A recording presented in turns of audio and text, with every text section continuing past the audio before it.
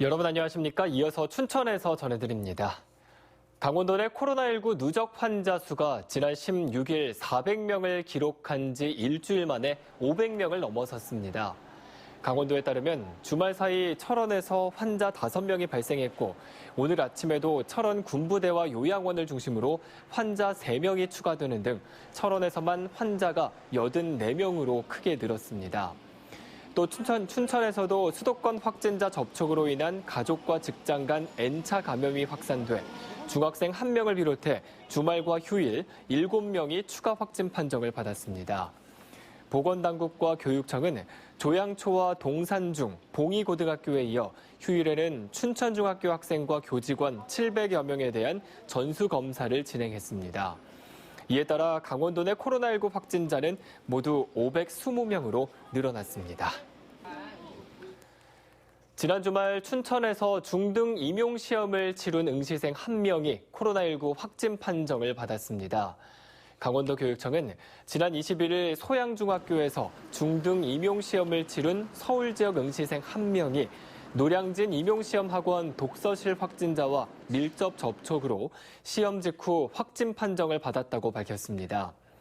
이에 따라 강원도 교육청은 소양중학교 1층 교실에서 시험을 치룬 응시생과 시험 감독관 등 130여 명에 대해 검사를 진행하고 2층과 3층 응시생과 감독관에 대해서도 해당 사항을 통보하고 있습니다. 코로나19 확진 환자가 여러 지역에서 동시다발적으로 발생하면서 학생 감염자도 동시에 늘고 원격 수업 전환 학교도 증가하고 있습니다. 강원도 교육청은 지난 20일까지 학생 42명과 교직원 14명이 코로나19 확진 판정을 받았다고 밝혔습니다. 이에 따라 이들 학생들이 다니는 유치원 6곳과 초등학교 7곳, 중학교 1곳, 고등학교 1곳 등 16개 학교가 원격 수업으로 전환했다고 덧붙였습니다. 강원 지역 감염병 전문가 교수 모임이 사회적 거리두기 격상과 비상의료 대응 체계 구축을 촉구하고 나섰습니다. 강원도 내 대학 교수와 의료진 등으로 구성된 강원도 감염병 전문가 교수 모임은 지난 일주일간 평균 확진자 수가 16.4명에 달한 가운데 60세 이상 환자 비중도 4.7명을 넘어섰다며 사회적 거리두기 격상을 요구하는 성명서를 발표했습니다. 또 강원도가 공식적인 권한을 갖는 민간합동 방역대책본부를 결성하는 등 강원도민의 생명과 안전을 지키려는 책임 있는 자세를 가져야 한다며 비상의료 대응체계 구축을 촉구하고 나섰습니다. 유동인구가 많은 고속도로 휴게소를 대상으로 코로나19 방역수칙 준수와 식품 위생 상태에 대한 특별 지도 점검이 실시됩니다. 강원도는 오는 25일부터 사흘 동안 도내 고속도로 휴게소 21곳을 대상으로 마스크 착용과 출입자 명단 관리, 발열 호흡기 증상 등 건강 이상자 출퇴근 관리 등을 중점 점검합니다.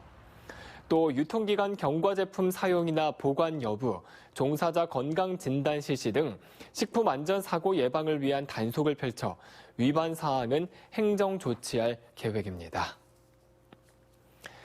춘천과 화천, 양구, 인제 부근에서 아프리카 돼지열병에 걸린 멧돼지 폐사체 발견이 잇따르는 가운데 환경부가 바이러스 양성 멧돼지 신고 포상금을 대폭 줄였습니다.